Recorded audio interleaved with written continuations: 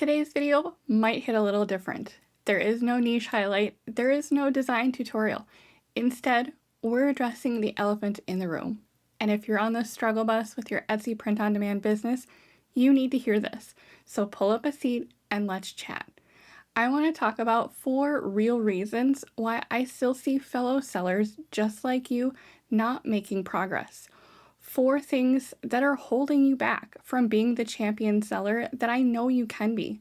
And of course, I'll share some feedback on how you can turn things around. In case we haven't met yet, my name is Mandy. I've started and stopped multiple entrepreneurial adventures in the span of more than a decade, and I learned a lot along the way.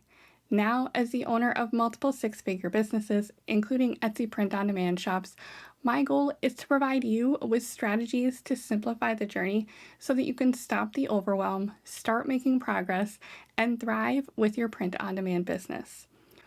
Let's start with reason number 1.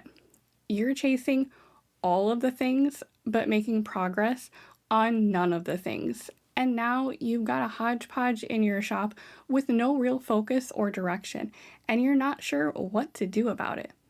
Shiny object syndrome tempts us with a promise of a quicker, easier path to success. It's the idea that the next tool, strategy, or trend will be the magic bullet for our business woes. The truth is, success is built on consistency, focus, and deep work. Part of the allure of print on demand is that the possibilities are endless. There are literally hundreds of different products, hundreds of different niches, and countless design styles. And while you can absolutely experiment with a variety of different niches and styles to see what works for you, the problem is that if you're not careful and not validating your approach along the way, you'll end up having tons of niches with tons of design styles and tons of products, but zero cohesion and zero focus on who is actually going to buy any of it. Too many shiny objects can also lead to overwhelm, particularly if you're a new seller still trying to learn all the various processes. Different product types come with different design needs, different shipping costs, different pricing, different mockups, potentially different SEO. All of this adds up and can start to feel like a lot to keep up with. If that's feeling like you, here's a few things I want you to do. First, I want you to stop and reflect.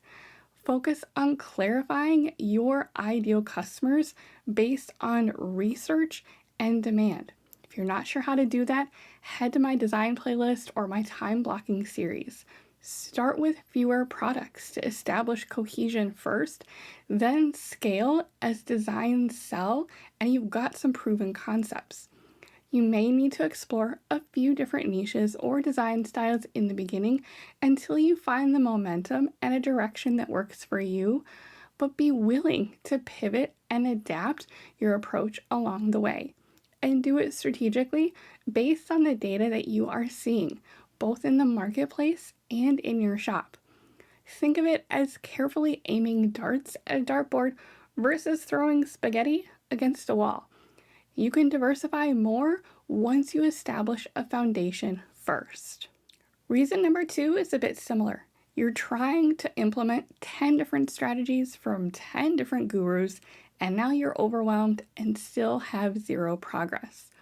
Or you've listened to so many different strategies or hundreds of hours of videos that have competing information that basically just cancels each other out. You've got so much input coming in that you're failing to get any actual productive output. I get it. If you spend any amount of time on this platform, it's easy to get inundated with all of the latest trends, the newest niches, or the next hack that's going to get you $10,000 in sales this month. It's not that any of those videos or approaches are wrong or that it can't be done. The thing is, though, there is no one single path to success. There are lots of different ways to get there, and all of us have gotten there in a variety of different ways ourselves. But if you try to take them all in, you'll likely just end up feeling overwhelmed and overworked. If this sounds like you, pick 1 or 2 experts that you resonate with and can learn from. It's okay if it's not me. I'm here to help, not judge. But rein in the information that you're bringing in. Focus on understanding their strategy, skills, and mindset that they developed, and actions that they took to get their results.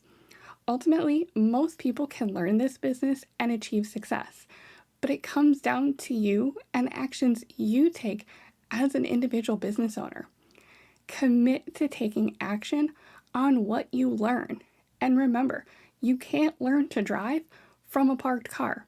At some point, you have to turn off the videos, chart your own path, and start doing the work. It might still feel like you're drinking from a fire hose in the beginning, but one fire hose is better than 10, and I promise it gets easier. Reason number 3 that is holding you back. You're making it about your excuses and obsessing over your lack of sales instead of on the actions that lead to sales, like spending more time on research to understand your customer and getting obsessed with becoming an expert on this business. If you are focused on the excuses and the I can't, you aren't focusing on constantly working towards the how can I. How can I get better at understanding my ideal customer so that I can serve them with products that they will love? How can I get better at understanding concepts that will resonate with them so that they want to buy them?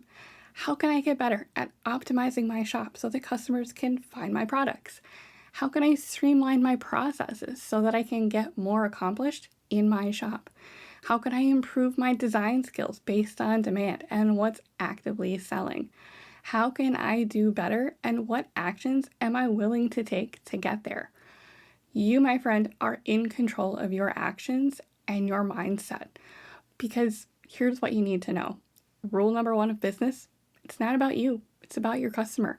If they don't want what you're selling, they won't buy it. And rule number 2 of business, it's hard work, requires resilience, and demands a willingness to pivot when things aren't working the way you intended. Therefore, your action needs to be constantly practicing making designs based on what will resonate with your ideal buyer and their interests, not just what you think is cute.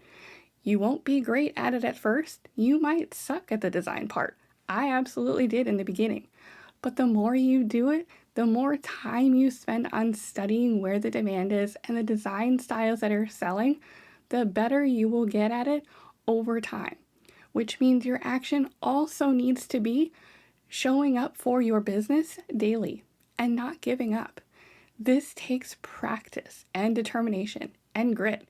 You are learning a new skill set to become an expert, and it does not happen overnight. But the results, aka the sales that we're all after, are byproducts of showing up and taking the right actions every day consistently. And finally, reason number 4, you've forgotten to enjoy the process. As the owner of 2 six-figure businesses, I can tell you that certain aspects of running a business are a love-hate relationship, and that's okay. Hello, taxes, I'm looking at you.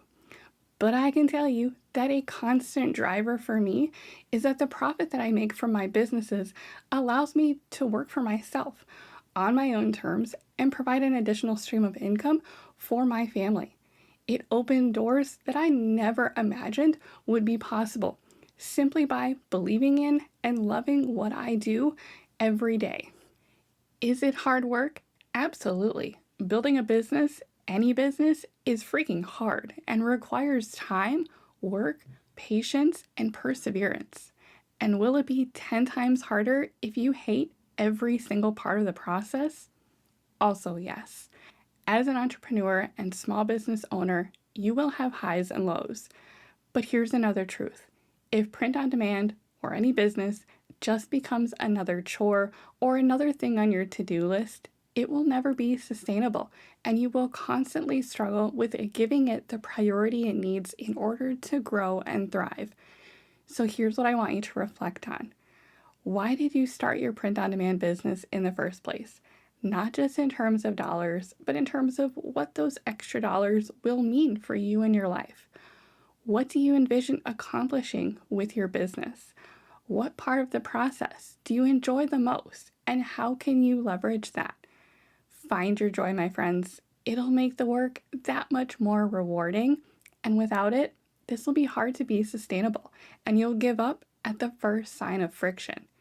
You don't have to love all of the work, but you need to enjoy most of it.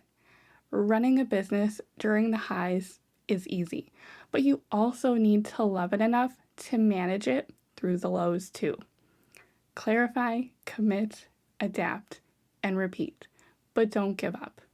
I hope this has been helpful for you. If you want to learn more about my strategies for thriving in your print on demand business, make sure you've got the notifications turned on for my channel so that you don't miss out on any of my content. And in the meantime, be sure to check out my free print on demand course in the description, as well as my time blocking series here on my channel for an even deeper dive on the critical steps for success. Thanks for watching. I'm so glad you're here, and I'll see you in the next one.